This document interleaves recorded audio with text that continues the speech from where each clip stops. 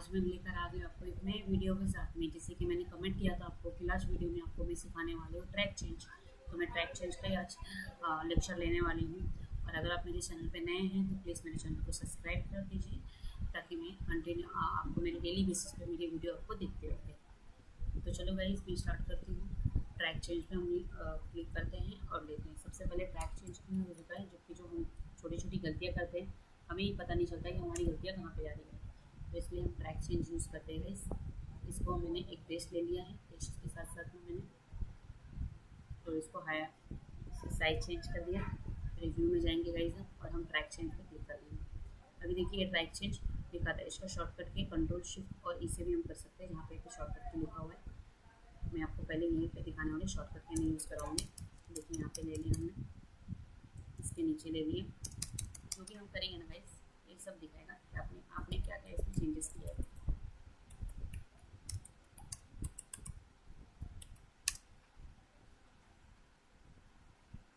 तो इसको हमने थोड़ा फॉर्मेटिंग कर देंगे।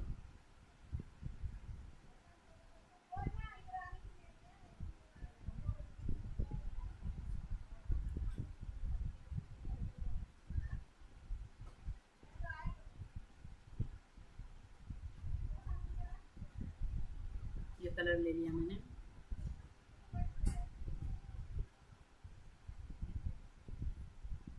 अगर कुछ फॉन्ट ले लेंगे है तो अलग से फॉन्ट ले लेंगे और डायरेक्टली हम जाना है रिव्यू पैन में।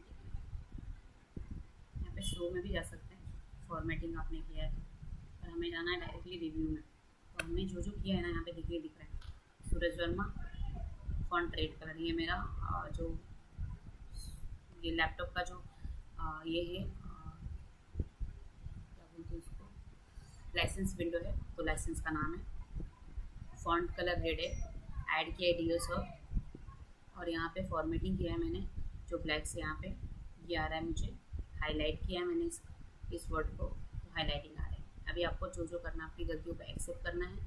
आप एक्सेप्ट करते नहीं तो फिर रिजेक्ट करते जाइए। और यहाँ पे सब आपने रिजेक्ट कर दिया, क्लोज कर दिया। ये हमारा हो गया ट्रैक चेंज। अब मैं आपको बताती हूँ कंपेयर करना, कंबाइन करना और कंपेयर करना।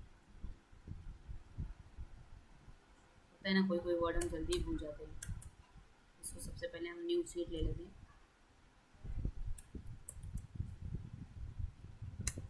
वर्ड ले लिया मैंने, इसकी साइज चेंज कर दी, इसका फाइल सेव कर दिया ओरिजिनल नाम से।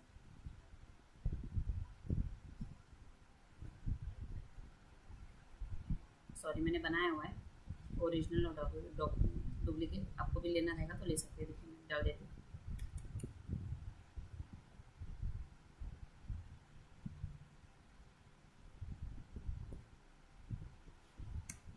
कंपनी क्रिएट किया मैंने, ये डिलीट मार के।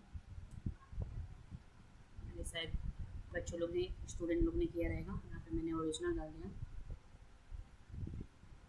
अभी इसी को चेंज करती हूँ मैं थोड़ा सा, ना डिलीट कर दिया।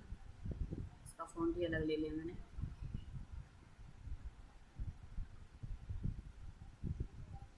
यहाँ पे ऐड करती हूँ मैं दोनों, पेस्ट ऐड कर लिया मैंने।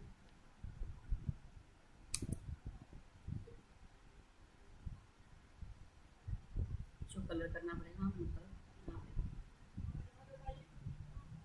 ले लेंगे। अब हमें इसको सेव करना है, इससे डुप्लीकेट फाइल के नाम से। इससे हम कंपनी में जाएंगे, डुप्लीकेट फाइल के नाम से सेव कर देंगे।